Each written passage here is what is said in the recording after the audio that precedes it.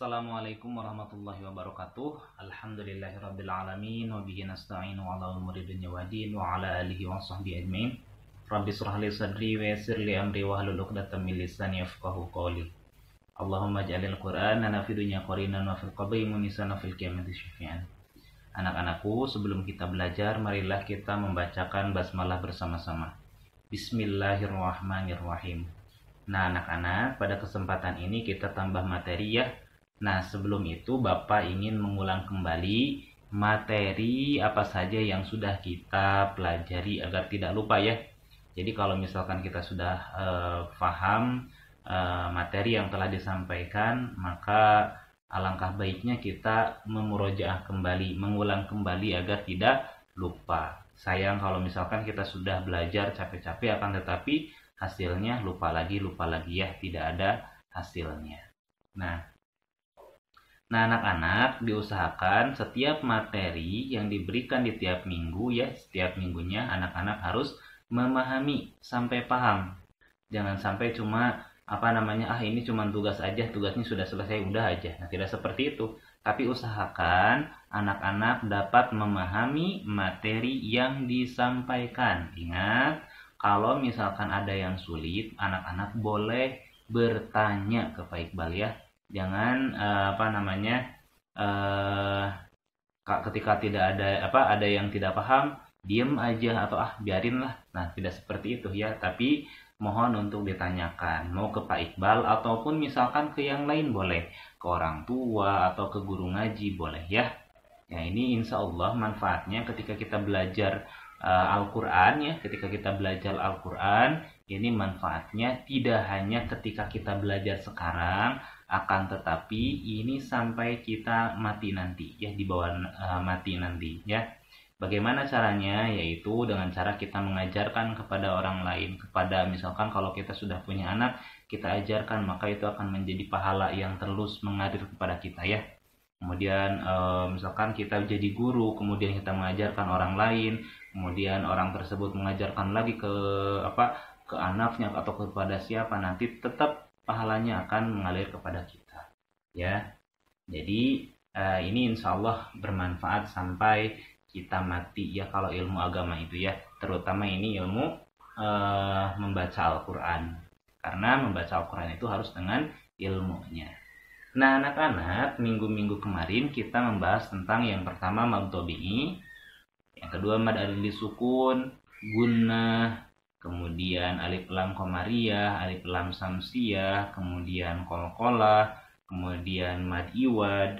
Nah, kalau sekarang kita akan membahas mad wajib mutasil ya, mad wajib mutasil ya. Nah, Bapak sekarang review dulu. Mad tabi'i hurufnya ada 3, alif, waw, ya. Alif, waw, ya. Alif sebelumnya berharokat fathah, waw sukun sebelumnya hurufnya berharokat doma, ya sukun sebelumnya hurufnya berharokat kasroh ya. Bacanya 1 alif atau 2 harokat. Kemudian mad alif disukun itu adalah ya, mad alif disukun ketika ada mad tabi'i berada pada akhir kalimat. Mad tabi'i yang berakhir pada akhir kalimat, yang berada di pada akhir kalimat. Itu mad alif disukun, bacanya 2, 4 atau 6 harokat, 1, 2 atau 3 alif ya.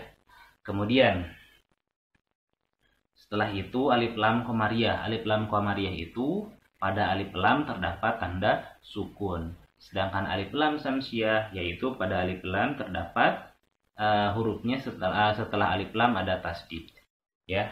Kemudian qalqalah. Huruf qalqalah itu ada 5. Ba, jim, dal, to, qaf.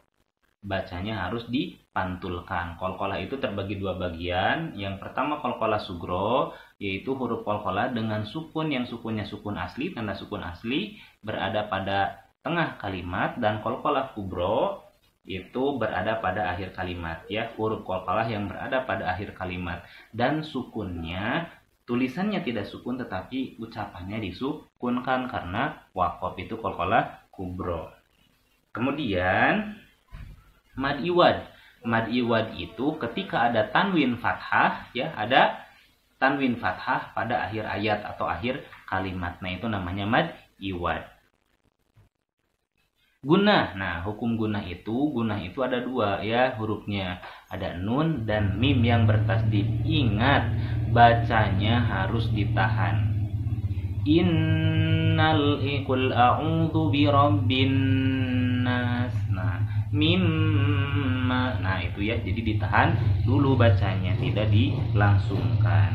Nah, ini masih banyak hukum-hukum tajwid yang lain. Insya Allah kita satu persatu ya, seminggu satu teori ya. Nah, anak-anak diusahakan untuk dapat memahami materi yang disampaikan ya per minggunya, biar tidak keteteran kalau seminggu satu ya. Ataupun kalau disekalikan nanti anak-anak mungkin ada yang pesantren setelah keluar dari SD ya. Jadi anak-anak tidak perlu repot lagi untuk memahami atau mempelajari, tidak terlalu repot untuk mempelajari materi tentang tajwid. Jadi tinggal aplikasinya ya. Jadi ini insya Allah akan memudahkan ke jenjang berikutnya. Mau ke SMP, Islam, IT misalkan ya, Islam terpadu misalkan, ataupun ke pesantren. Nah, ini insya Allah akan membantu ya. Insya Allah bermanfaat. Nah, anak-anak sekarang coba buka surat Al-Kafirun. Nah, Al-Kafirun ya. Nah, di sini ada mad jaiz munfasil dan mad wajib mutasilnya. Sekarang dua aja ya, karena ini terlalu mudah ya. Mad wajib mutasil dan mad jaiz munfasil ya. Nah, Bapak sekarang akan membacakan surat Al-Kafirun. Nah, anak-anak coba perhatikan. A'udzu billahi minasyaitonir rajim. Bismillahirrahmanirrahim. Qul ya ayyuhal kafirun. Nah, ini tajwid, kita kasih tajwid ya. Qul ya. Nah, itu namanya mad jaiz munfasil. Tandanya seperti itu. Ada kayak fathah yang meringkal ya, yang apa? Gini. Nah, itu tanda dari mad jaiz munfasil. Mad jaiz munfasil. Bacanya boleh 2, boleh 4 atau 5 harokat. 2, 4 atau 5 harokat. Ini mad jaiz munfasil. Ada perbedaannya dengan mad wajib. Kalau mad wajib tidak ada pilihan. Tidak ada pilihan bacaan, 5 harokat saja bacanya ya. Jadi harus dibedakan bacanya dengan mad tabi'i, panjangnya. Jangan sampai disamakan karena beda hukumnya. Mad jaiz munfasil itu bacanya 2, 4 atau 5 harokat. Kalau mad wajib mutasil itu 5 harokat mutlak, tidak ada pilihan ya. Kalau dialifkan berarti 2 alif setengah ya. Qul ya ayyuha. Nah, itu tandanya ya, selain tanda kayak fathah yang gini ya, yang apa? Tanda fathah ya yang panjang itu mad dan hamzah berada pada 2 kalimat, bertemu dalam 2 kalimat. Mad jaiz munfasil ketika mad dan hamzah bertemu pada 2 kalimat. Ya itu 1 kalimat, yaitu kan hey. Ya Allah, wahai Allah ya. Ini kalimat ya dan ayyuha. Ya dan ayyuha. Ya 1 kalimat, ayyuha 1 kalimat. Jadi berada pada 2 kalimat. Mad dan hamzah berada pada 2 kalimat. Ya itu kan mad tabi'i asalnya.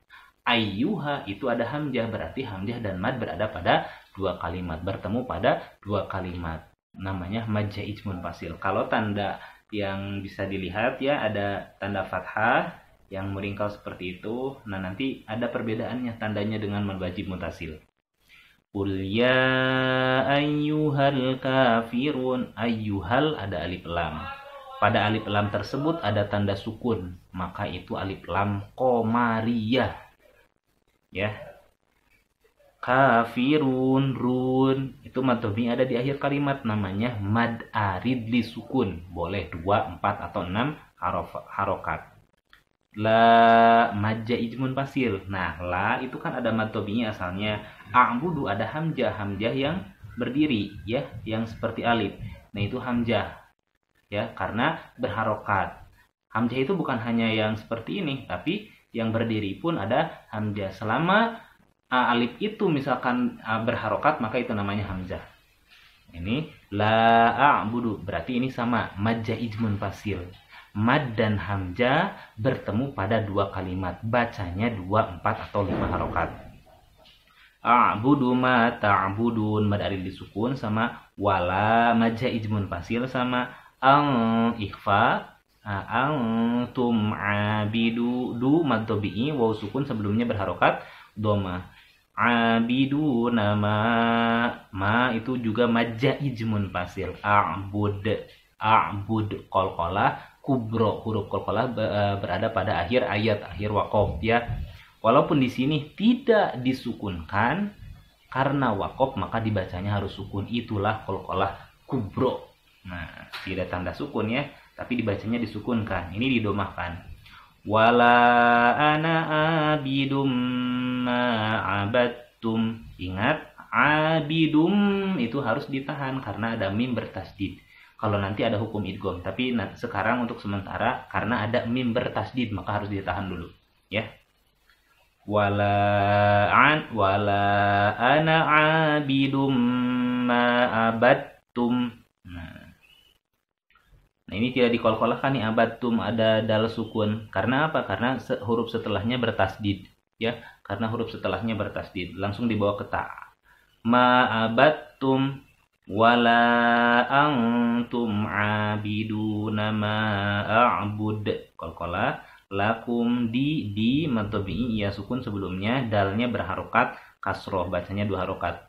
Jangan di, itu terlalu panjang, 2 ketukan saja. Dinukum waliyadin. Nah, mad arid lisukun. Nah, untuk contoh mad wajib mutasil ada pada surat An-Nasr ya, An-Nasr ayat pertama.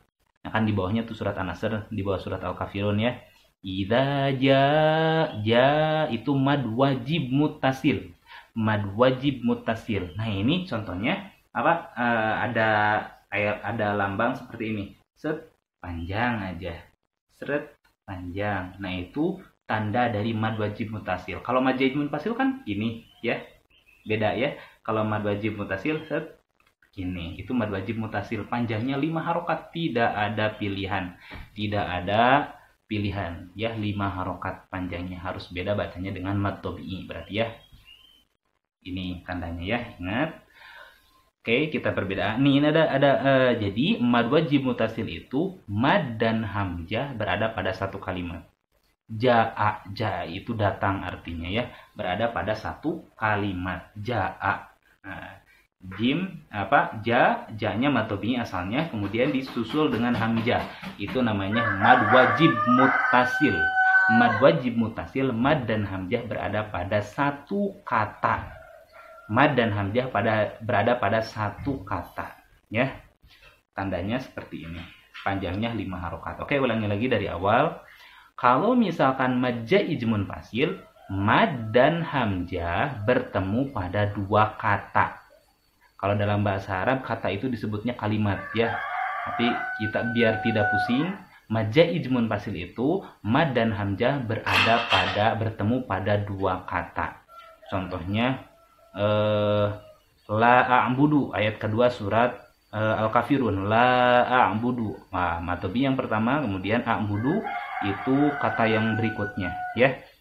Berada pada 2 kata. La itu jangan, berarti satu kata. A'budu, nah itu juga satu kata, berarti bertemu pada 2 kata. Itu mad jaiz munfasil, tandanya seperti ini. Nah, kemudian mad wajib mutasil ya, mad dan hamzah berada pada satu kata ya, panjangnya 5 harokat, tandanya seperti ini. Set, ada corak sedikit sepanjang. Kalau mad jaiz mah seperti itu ya, rengkol ya. Nah, itu paham ya, mudah-mudahan paham ya. Jadi mad wajib mutasil dan mad jaiz munfasil. Mad wajib mutasil, mad dan hamzah pada satu kata, bertemu pada satu kata ya, mad tabi'i dan hamzah pada satu kata. Kalau mad jaiz munfasil, mad dan hamzah bertemu pada 2 kata. Contohnya ada pada surat An-Nasr dan ada pada surat Al-Kafirun.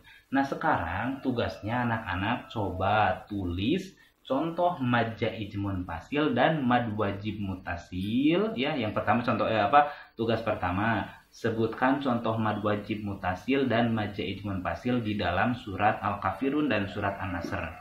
Kemudian tugas yang kedua, anak-anak sebutkan pengertian mad wajib mutasil dan mad jaiz munfasil serta panjangnya berapa harokat. Itu saja mungkin yang dapat Bapak sampaikan. Kurang dan lebihnya mohon maaf ya, mudah-mudahan ada manfaatnya. Mudah-mudahan belajarnya kita menjadi amal ibadah ya bagi kita semua ya. Mudah-mudahan bermanfaat nanti sampai kita mati nanti bisa memperoleh manfaat. Sebelum kita belajar, Bapak suka menyebutkan Allahumma ja'alil Qur'an nafi'nya qorinan wa fil qabri munisan. Itu adalah doa ya. Jadi semoga Quran itu menjadi membarengi kita, hidup kita itu selalu berada pada jalan yang sesuai dengan Al-Quran. Lana fidunya qorinan wa fil qabri munisan. Nah, di kubur bisa menjadi penerang, menjadi yang menemani kita. Ofil kiamati syafi'an, dan ketika kiamat akan menjadi syafaat bagi kita, penolong bagi kita. Nah, itu saja mungkin yang dapat kita sampaikan. Terima kasih atas perhatiannya. Kita akhiri saja dengan shadaqallahul azim. Alhamdulillahirabbil alamin. Terima kasih. Assalamualaikum warahmatullahi wabarakatuh.